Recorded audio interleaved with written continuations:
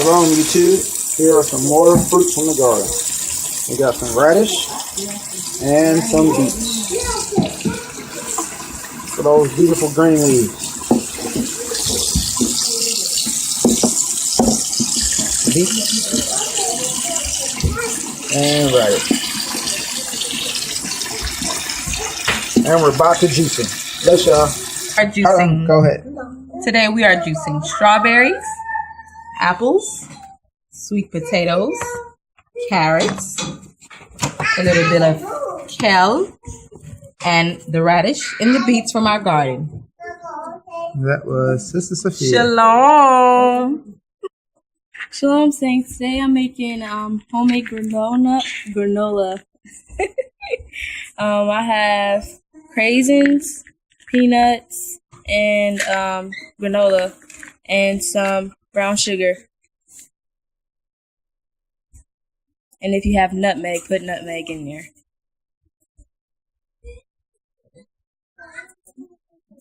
Sorry, Saints, I meant to say oats, not granola.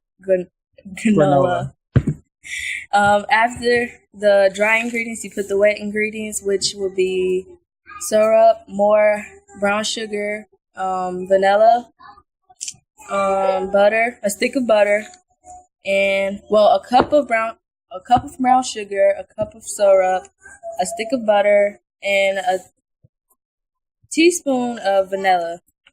And you let that stir until it's like really light brown, and then after that you pour it into your bowl.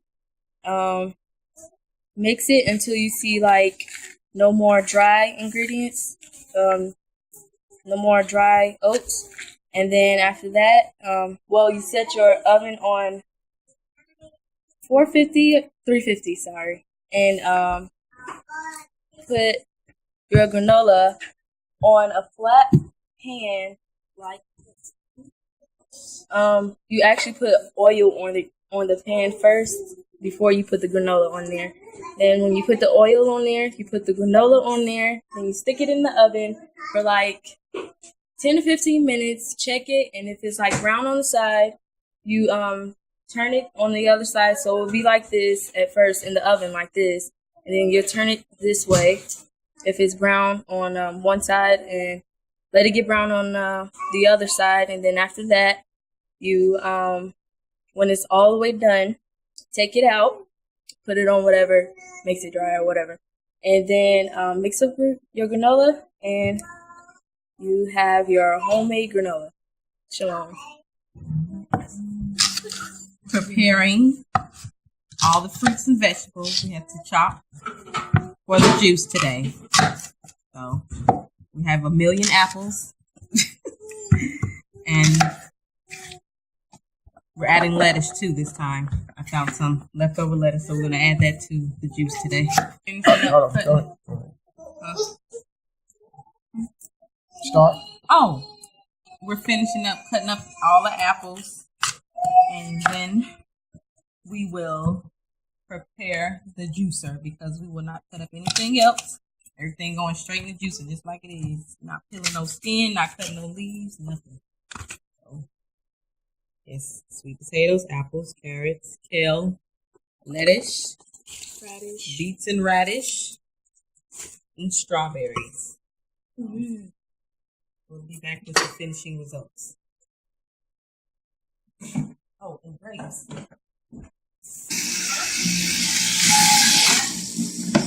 All apple juice.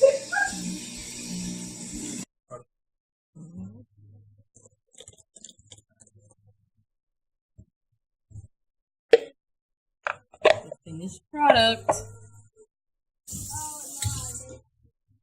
Shalom, Saints. So this is what the wet ingredients will look like, or should look like. It can look lighter than this, but you can get to this point and start to pour it in. So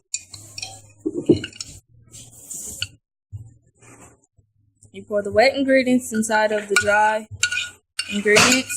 And if your granola doesn't, it's not really wet. Well, it doesn't have to be wet, but it has to be moist. All of the oats But if they're not, you can add more oil. And right now I'm stirring the granola.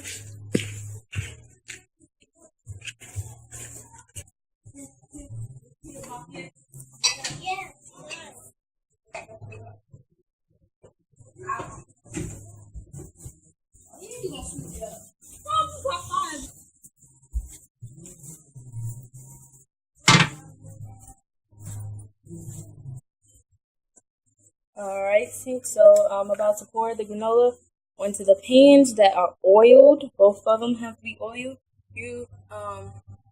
If you're not doing that much granola, you can use just one pan, but if you are, you need 2 pans like this.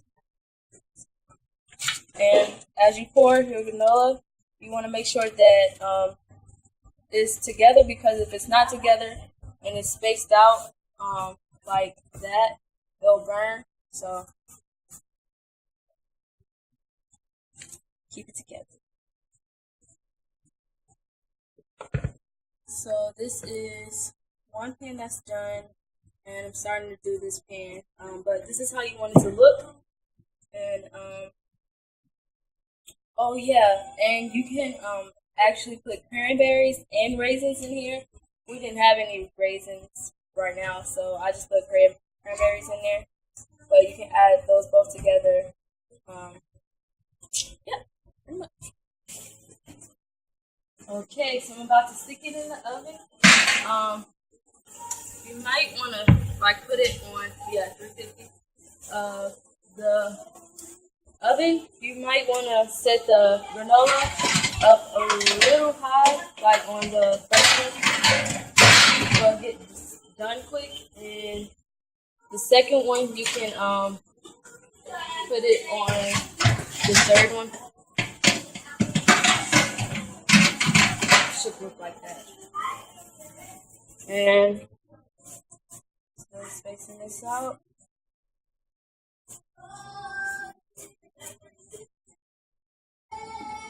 Alright, so this is the second one, and you want to stick it in like that.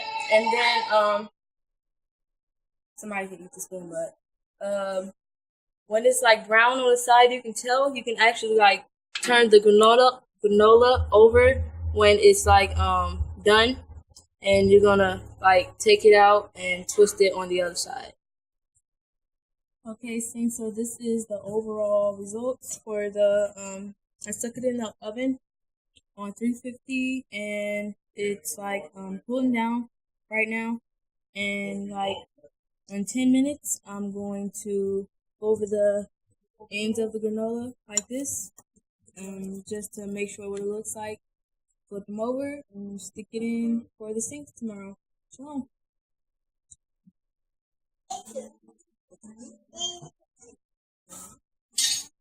So we use coconut oil. We're actually getting ready to pop popcorn. We use coconut oil. So we pretty much fill the bottom of the pan with coconut oil. We have the temperature a little bit above medium. For our stove, it's actually 7. And we pop 2 pans at a time because we pop a lot of popcorn. We have to do the test method, so we put 3 kernels of popcorn in each pot. We put the lid on, cover it up. When you hear the 3 kernels pop, you're ready to put the rest of the popcorn in your pot. We do 1 cup at a time, so we have 2 separate cups measured out. So our 3 kernels have popped in this pot, so we add our popcorn, shake it up so the oil can be evenly distributed. And we're still waiting on this one. This one is almost ready, but we'll do the same thing with this one.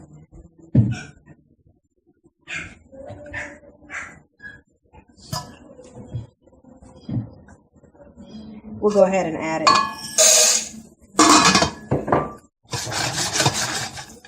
So in about 60 seconds, our popcorn should start popping actively.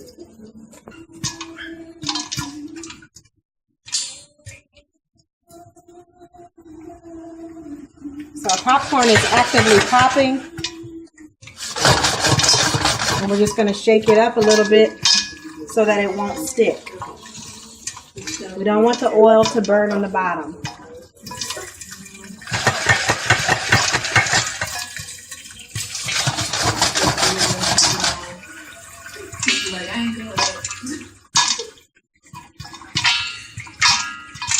Another great tip is to allow your popcorn to ventilate. You want to let out some of the steam so that your popcorn will not be hard and chewy. If your steam can't escape, it's going to make your popcorn really tough to eat. But if you let the steam escape, it'll actually be light and crunchy.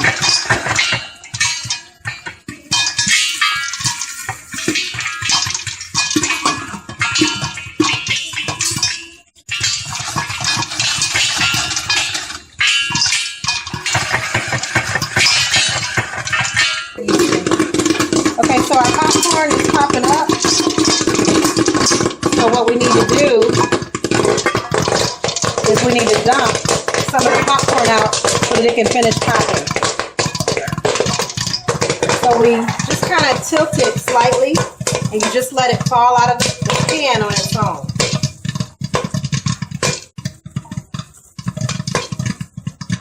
Then we're going to put it back on the burner and we're going to add the lid.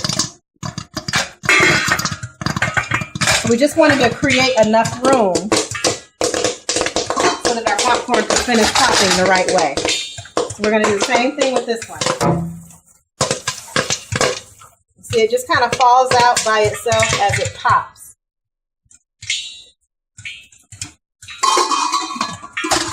And we're going to come back over here, shake this one.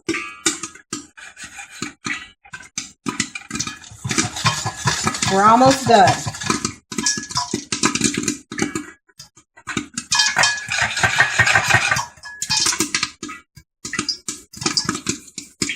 I'm going to go ahead and salt the popcorn now while it's hot and fresh, because the salt will stick to it a lot easier.